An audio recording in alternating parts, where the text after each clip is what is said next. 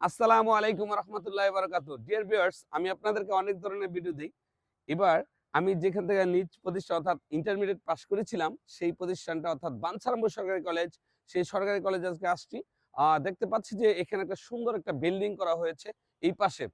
এই বিল্ডিংটা নতুন করা হয়েছে। আমরা যে সময় ২০০৫ এ পড়েছিলাম, ওই সময় কিন্তু বিল্ডিং ছিল না। দেখুন এই যে এদিক দিয়ে এই যে এখানে এই বিল্ডিংটা মাত্র ছিল। তারপর এই বিল্ডিংটা কিন্তু নতুন হয়েছে। হ্যাঁ? আর হোস্টেল, এই হোস্টেলে আমি থেকেছি।